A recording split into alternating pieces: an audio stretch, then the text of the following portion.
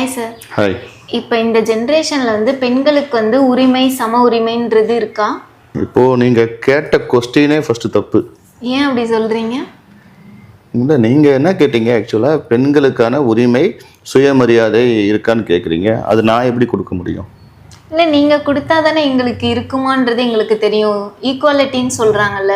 Equality வந்து நான் எப்படி கொடுக்க முடியும்? அது உங்களோட ரைட்ஸ் இல்லை. உரிமைங்கிறது உங்கள் ரைட்ஸ். இப்போ எனக்கு ஒரு ரைட்ஸ் இருக்குன்னா நான் என்னுடைய செல்ஃப் திங்கிங்கில் நான் சிந்திச்சு செயல்படுறேன்.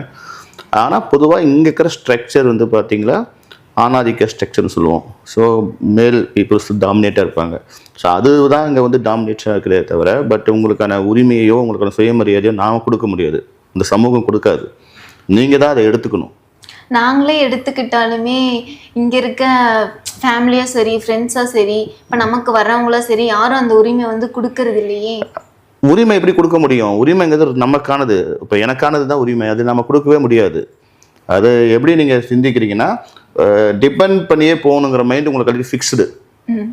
ஆல்ரெடி இங்கே ஸ்ட்ரக்சர் வந்து அப்படி தான் இருக்குது. இந்த சமூக கட்டமைப்பு சோசியல் ஸ்ட்ரக்சர் எப்படி இருக்குன்னா நீங்கள் ஒருத்தரை சார்ந்து தான் இருக்கணுங்கிற மாதிரி உங்களுக்கு பிகினிங்லேருந்தே தொடக்கத்துலேருந்தே இந்த சமூகத்தில் வந்து உருவாக்கப்பட்ட ஒன்று திணிக்கப்பட்ட ஒன்றாக இருக்குது. அப்போது நீங்கள் அப்படி திங்க் பண்ணிங்களால உங்களால் அந்த செல்ஃப் ரெஸ்பெக்டே வராது. நீங்கள் எனக்கு பிடிச்ச விஷயங்கள் எனக்கு இந்த விஷயங்கள் செய்யணும்னு சொன்னால் நீங்கள் செஞ்சிடணும். இப்போ செல்ஃப் ரெஸ்பெக்ட்டு அந்த ரைட்ஸுங்கிறது வந்து நான்னா டோட்டலாகவே இந்த சமூகம் வந்து யாருக்குமே கொடுக்காது. அது நமக்கானது இல்லை எனக்கானது அப்படி தான் நம்ம சிந்திக்கணும். அப்போது பொண்ணுங்களுக்கு பெண்களுக்கு இங்கே ரைட்ஸ் இருக்கா அப்படின்னு பார்த்தா கண்டிப்பாக இருக்குது. அதை யாருமே அவங்க வந்து முறையாக இம்ப்ளிமெண்ட் பண்ணிக்கிறது இல்லை. அது எப்படின்னு பார்த்தா யாரையும் டிபெண்ட் பண்ணியே போயிட்டுருக்காங்க. டிபெண்ட் பண்ணி தான் எப்படி தான் அந்த ஸ்ட்ரக்சர் உருவாயிருக்கு.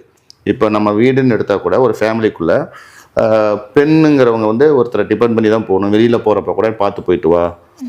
எல்லாத்துக்குமே ஜென்ஸுக்கு அதை சொல்லுவாங்க, பார்த்து பத்திரமா போயிட்டு வாங்க, அது காமன். ஆனால் கொஞ்சம் லேட்டானா கூட ஒரு பயத்தை உருவாக்கும்.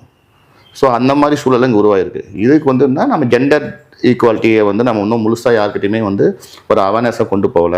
பாலின சமத்துவம் வந்து உலகம் ஃபுல்லாகவே வந்து ஒரு கொஸ்டின் மார்க்காக தான் இருக்குது. அதுக்கான எஜுகேஷன் வந்து இன்னும் நம்ம எங்கேயும் ஃபுல்ஃபில் ஆகலை. இவ்வளோ சொல்கிறீங்க சார், பெண்களுக்கு உரிமை இருக்குது அப்படின்னு சொல்கிறீங்க. ஆனால் அது எனக்கு தெரிஞ்சு வாயால் மட்டும்தான் சொல்கிறாங்க. நடைமுறையில் வந்து அது வரல அப்படின்னு தான் நான் சொல்லுவேன். கரெக்டு தான் நீங்கள் சொல்கிறது, யதார்த்தமான உண்மையும் கூட.